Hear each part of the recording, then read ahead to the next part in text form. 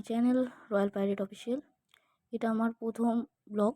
আমি অনেক শর্টস করে থাকি, কিন্তু এটাই আমার প্রথম ব্লগ। তো কোথাও একটা যাব, সেটারই ব্লগ হবে। তো কোথায় যাচ্ছি, কেন যাচ্ছি, সেটা দেখার জন্য আমার সাথে থাকো। চলো, বাড়ি থেকে বেরিয়েই পড়েছি, দেখতেই পাচ্ছ রাস্তায়। এখন বাজে 5:30। চারিদিকে দেখতে পাচ্ছ কেমন অন্ধকার। তো গাড়ি আসবে, গাড়ির জন্য যাচ্ছি আমি মোড়টাতে। মোড়ে গাড়ি আসবে। তো গাড়ি আমাদের চলে এসেছে। দেখো আরেকজন আসছে, বলো স্লেট লতিফ, কিন্তু আজকে দেখছি টাইম মতো চলে এসছে।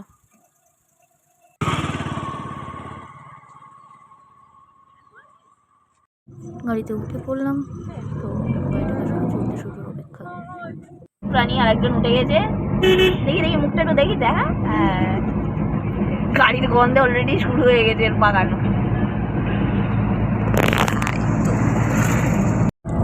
তো হালকা করে একটু ঘুমিয়ে পড়েছিলাম, যেহেতু অনেক ভোরবেলা ওঠা ঘুমটা পুরোপুরি হয়নি।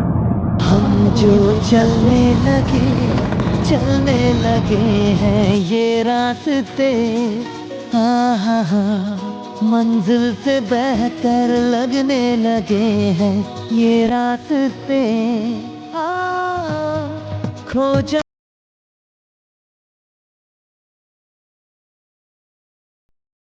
আমরা চলে এসেছি বালি ব্রিজে। এই যে এই দিকটা থেকে দক্ষিণেশ্বর টেম্পলের চূড়া দেখা যায়, ট্রেনটা দাঁড়িয়ে আছে, সেইখানে দেখা যাচ্ছে না।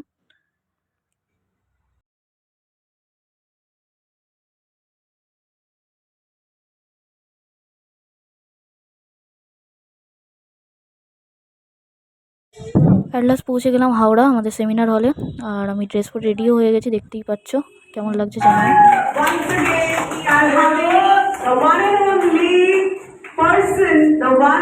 The only one person who has taken martial arts to the next level.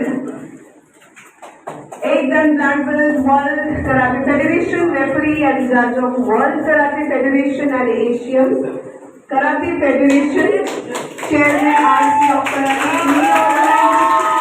and President of CAB Karate Board Association of Bengal. We can see he's completely exhausted, but still he never fails to receive the respect, the love, and we do not fail to shower on him every time he comes into the house. So we are extremely privileged to have him again amongst us. In this welcome sir, please come from this side. হাসি sir চলে এসছে, সাথে আমার টেনশনও, যেহেতু প্রথম seminar আমার এটা। আর seminar চলাকালীন হয়তো ফোনটা সুইচ অফ রাখতে হবে। তো সেমিনারের পরে আবার দেখা হচ্ছে। তো এখানে দেখতে পাচ্ছ কুমিত প্র্যাকটিক্যাল চলছে। কুমিত হচ্ছে জাপানিজ শব্দ একটা, যেটা অর্থ হচ্ছে ফাইটিং, ক্যারাটেতে ফাইট যেটা হয়। তো সেটারই প্র্যাকটিক্যাল চলছে এবং হাসি স্যারের গাইডেন্সে চলছে, দেখতেই পাচ্ছ।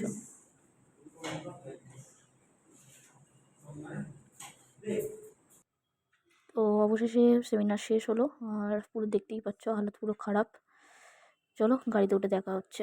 তো গাড়িতে উঠে গেছি এবং বাড়ির পথে রওনা দিয়ে দিয়েছি। দেখতেই পাচ্ছ অবস্থা কি খারাপ, গাড়িটা একটু উঠে ফেলে দিয়েছি গরমে।